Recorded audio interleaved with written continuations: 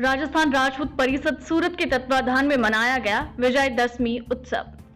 राजस्थान राजपूत परिषद सूरत के तत्वाधान में हर वर्ष की भांति इस बार भी विजयदशमी उत्सव बड़े ही धूमधाम के साथ Shyama Prasad Mukherjee hall DRR world के सामने आई माता रोड पर्वत पाटिया सूरत में मनाया गया, जहां दीप प्रज्वलन, अतिथि स्वागत, उद्बोधन, शस्त्र पूजन, सांस्कृतिक कार्यक्रम, पुरस्कार वितरण, स्वरुचि भोजन आदि का आयोजन किया गया।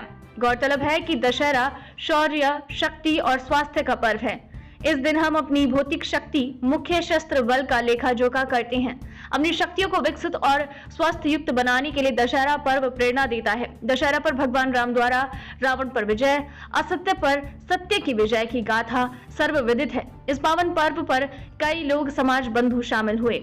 सूरत में नवभारत समाचार के लिए प्रेम कुमार निषाद की रिपोर्ट। परिषद की ओर से आयोजित इस कार्यक्रम में समस्त राजस्थान के राजपूत समाज का यह सम्मेलन है और हर साल ये सम्मेलन यहाँ पे होता है। और आज इस प्रोग्राम में राजस्थान से कुछ नेता, छात्र नेता, सामाजिक कार्यकर्ता सबकी उपस्थिति हुई है और काफ़ी बड़ी संख्या में यहाँ पे हमारे राजपूत सरदार सब उपस्थित हुए हैं।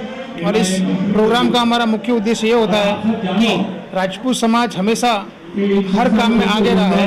पहले का जमाना था जब हम लोग शस्त्र से आगे रहते थे और अभी समाज को हम ये संदेश देना चाहते हैं कि हमको हर क्षेत्र में आगे रहना है।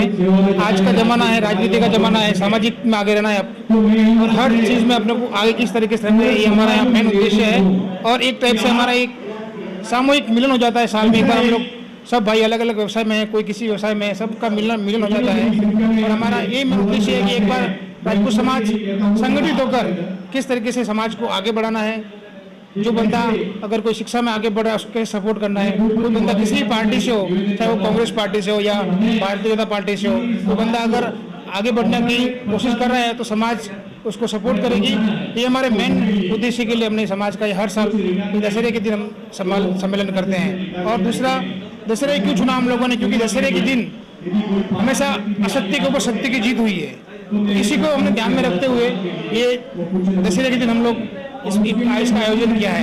दूसरा, क्षत्रिय समाज शास्त्र का भी आज हम लोग पूजा करते हैं, क्योंकि साल में एक बार शस्त्र की पूजा होनी जरूरी है। शस्त्र की पूजा के साथ साथ हम लोग सामूहिक स्नेह मिलन होता है, सब भाई एक दूसरे मिलते हैं इस प्रोग्राम में। 65 रियासतें थी, उनके सब के सब स्टेचू लगे। इस गुजरात की जो स्टेचू ऑफ यूनिटी है उसके पास में एक म्यूजियम बने, उनका 6 फुट की उनकी स्टेचू लगनी चाहिए, क्योंकि उन्होंने अपना सर्वस्व दान कर दिया। और आज 75 साल हो गए हमें इस इंतजार में कि हमें सम्मान मिलेगा। तो मैं चाहता हूँ केंद्र सरकार से मांग करना, हम पूरे गुजरात का राजपूत और राजस्थान के प्रवासी राजपूत भी मिलके अब की बार लाखों की संख्या में GMDC ग्राउंड भरेंगे और ताकत दिखाएंगे इन सरकारों को कि अगर आप लोग गूंगे बहरे हैं तो हमें समझाना सुनाना आता है।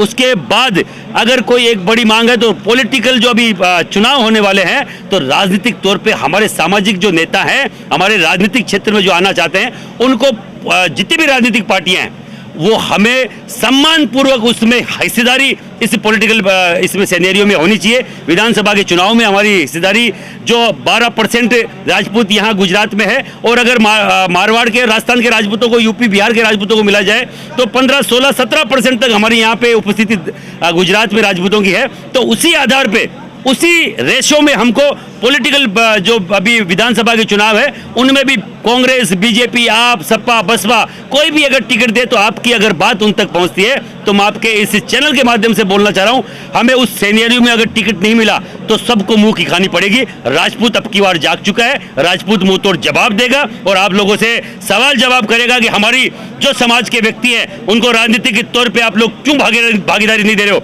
हम लोग GMDC में इसीलिए एक राजपूत समाज का क्षत्रिय स्वाभिमान सम्मेलन GMDC ग्राउंड में कर रहे हैं, लाखों की संख्या में। आप लोग तैयार रहें और सब जितने भी लोग मुझे सुन रहे हैं क्षत्रिय समाज के, आप लोग भी वहाँ ज़्यादा से ज़्यादा संख्या में पधारें।